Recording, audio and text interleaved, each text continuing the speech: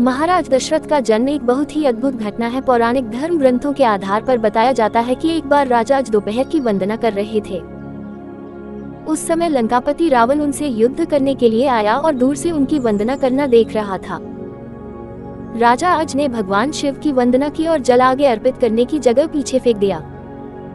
ये देखकर रावण को बड़ा आश्चर्य हुआ और वह युद्ध करने से पहले राजा अज के सामने पहुंचा तथा पूछने लगा कि हमेशा वंदना करने के पश्चात जल का अभिषेक आगे किया जाता है, न कि पीछे। इसके पीछे क्या कारण है? राजा अज ने कहा, जब मैं आंखें बंद करके ध्यान मुद्रा में भगवान शिव की अर्चना कर रहा था, तभी मुझे यहाँ से 1 योजन दूर जंगल में एक गाय घास चरती हुई दिखी और मैंने देखा कि एक सिंह उस पर आक्रमण करने वाला है। तभी मैंने गाय की रक्षा के लिए जल का अभिषेक पीछे की तरफ किया। रावण को यह बात सुनकर बड़ा ही आश्चर्य हुआ। रावण 1 योजन दूर वहां गया और उसने देखा कि एक गाय हरी घास चर रही है, जबकि शेर के पेट में कई बाण लगे हैं। अब रावण को विश्वास हो गया कि जिस महापुरुष के जल से ही बाण बन जाते हैं और बिना किसी लक्ष्य साधन के लक्ष्य भेदन हो जाता है, ऐसे वीर पुरुष को जीतना बड़ा ही असंभव है और वह उनसे बिना युद्ध किए ही लंका लौट जाता है। एक बार राजा आज जंगल में भ्रमण करने के लिए गए थे तो उन्हें एक बहुत ही सुंदर सरोवर दिखाई दिया। उस सरोवर में एक कमल का फूल था जो अति सुंदर प्रतीत हो रहा था। उस कमल को प्राप्त करने के लिए राजा आज सरोवर में चले गए, किंतु ये क्या, राजा आज जितना भी उस कमल के पास जाते वह कमल उनसे उतना ही दूर हो जाता और राजा आज उस कमल को नहीं पकड़ पाया। अंततः आकाशवाणी हुई कि हे राजन, आप निसंतान हैं, आप इस कमल के योग्य नहीं है। इस भविष्यवाणी ने राजा आज के हृदय में एक भयंकर घात किया था। राजा आज अपने महल में लौट आए और चिंताग्रस्त रहने लगे, क्योंकि उन्हें संतान नहीं थी, जबकि वह भगवान शिव के परम भक्त थे। भगवान शिव ने उनकी इस चिंता को ध्यान में लिया और उन्होंने धर्मराज को बुलाया और कहा, तुम किसी ब्राह्मण को अयोध्या नगरी पहुंचाओ जिससे राजा आज को संतान की प्राप्ति के आसार हो।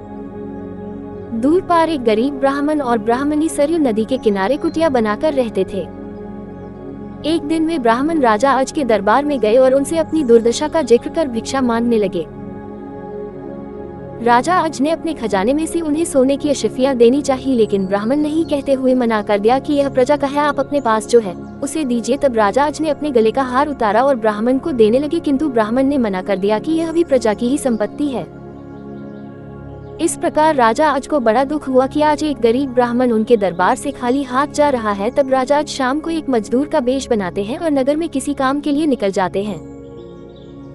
चलते चलते वह एक लोहार के यहाँ पहुँचते हैं और अपना परिचय बिना बताए ही वहाँ विनय कर काम करने लग जाते हैं। पूरी रात को हथौड़े से लोहे का काम करते हैं, जिसके बदले में उन्हें सुबह 1 टका मिलता है।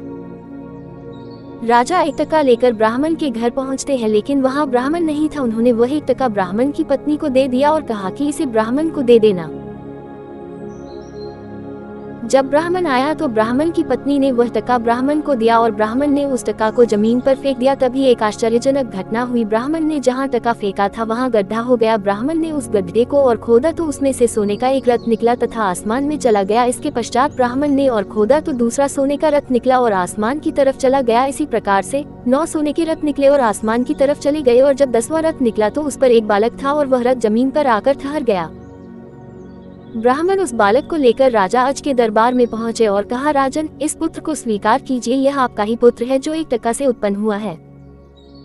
इसके साथ में सोने के 9 रथ निकले जो आसमान में चले गए, जबकि यह बालक 10वें रथ पर निकला, इसलिए ये रथ तथा पुत्र आपका है। इस प्रकार से दशरथ जी का जन्म हुआ था।